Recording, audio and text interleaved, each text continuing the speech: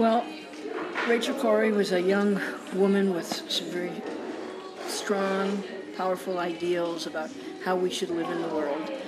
She was a student, 23 years old, and she decided to spend some time with the Palestinian people, knowing of the plight of the occupation and what that meant to them, but she wanted to see it firsthand. So she went over to be a part of that and witness with them and accompany them. Sadly, in her attempt to accompany them, she was killed, run over by a bulldozer by the Israeli Defense Force when they were attempting to demolish a home in the area. The home eventually was demolished. They were making way for the wall, which is now up around Palestine and around Gaza, where she was. A wall that was constructed between Egypt and Gaza, and Rachel, that actually was being constructed when Rachel was in Rafah, and it was starting from the west to the east along the border with Egypt, and then the Israelis would destroy the homes out away from that wall. So Rachel was standing in front of the home of the Palestinian family, the Nasrallahs, when she was killed, and that home was being destroyed simply to make way for the wall. It's a way, I think, to reach people in the United States who have been, struggling with stereotypes that have been directed at Palestinian people. We have a pretty negative image of what it means to be Palestinian, what it means to be Arab. So through Rachel's words, which are very moving and powerful, we begin to see a different view of the Palestinians than what is typically seen on through our media. A story I always like to share is that the Prophet, Muhammad, he had a neighbor that whenever he prayed would throw garbage on him. And one day, this neighbor stopped throwing garbage on him. And after the Prophet got done praying, he was worried. It was like, where is this neighbor of mine? Why isn't he throwing garbage on me? What a thing to say. Usually people will be like, let's go beat him up.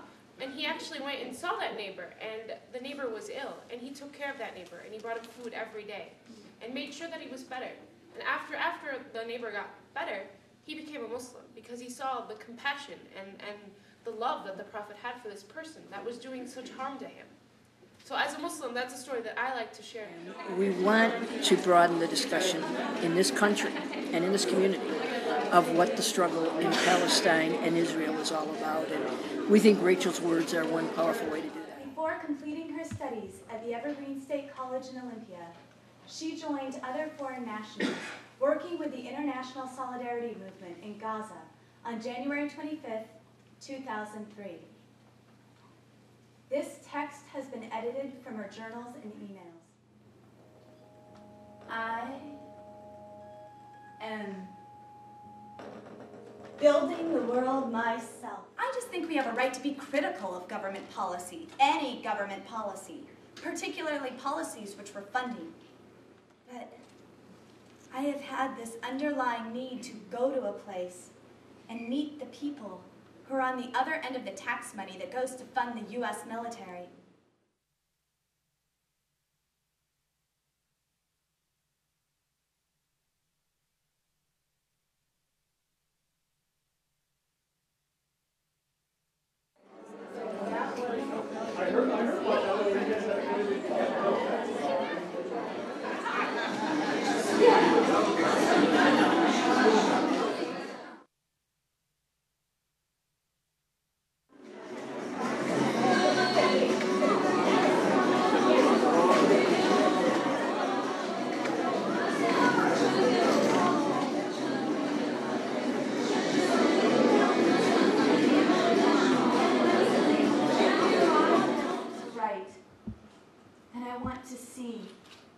And what would I write about if I stayed within the doll's house, the flower world I grew up in?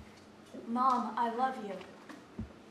You gave me a potential, but I am growing out of what you gave me. I am saving it inside me and growing outward.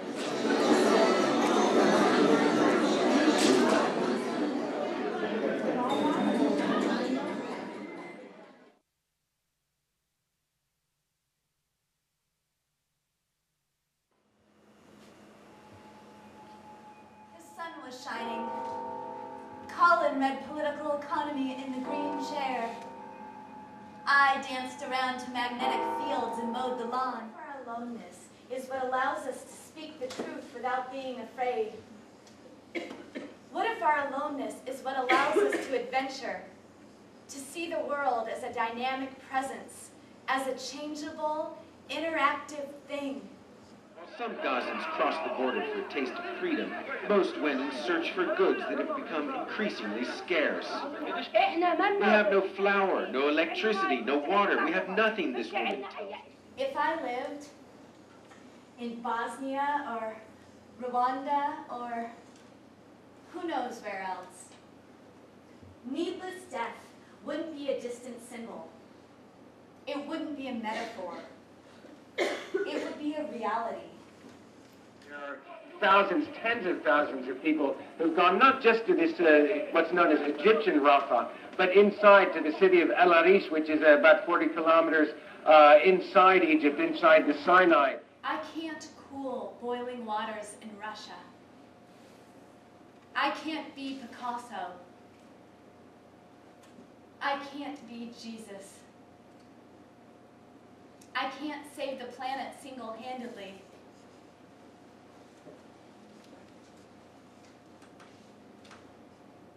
I can wash dishes. People of Israel are suffering, and Jewish people have a long history of oppression. We still have some responsibility for that. Whose interest does it serve to identify Israeli policy with Jewish people? The situation in Gaza after the tightening of the blockade by Israel last Thursday has definitely eased, but the question is, how long is this border going to stay open there? And I thought, so who cares? If my whole life is going to amount to one shrug and the shake of a head, who cares if it happens at 11:15 p.m. or at 97 years? Who cares? Now I know who cares. I know if I die at 80 years or at 8 p.m. I know. And I know it's me. That's my job. My attention at this particular moment, probably because I felt like it was our translation problems that made him leave. I continued toward her at some pace with a mound of earth building up in front of it. As the mound of earth reached Rachel, she obviously felt that in order to keep her balance, to keep her footing, she had to climb on top of this mound of earth to prevent being overwhelmed by it. When she did this, it put her head and shoulders clearly above the bulldozer blade, and therefore clearly in view of the bulldozer driver, so he knew absolutely that she was there. She begins to fall down the mound of earth and out of sight of the bulldozer driver. So he has essentially pushed her forward down the mound of earth. And she begins to slide.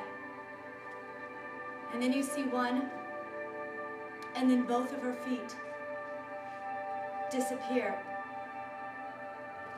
Free for the first time in months to leave their crowded, impoverished land. I want to go out and see the world, says Ashraf. We've been closed in for years. In the dead of night, militants from Hamas and other groups used acetylene torches and high explosives to destroy the wall Israel had built between Gaza and Egypt. She died in the ambulance a few minutes later. Rachel Corrie was killed March 16th, 2003.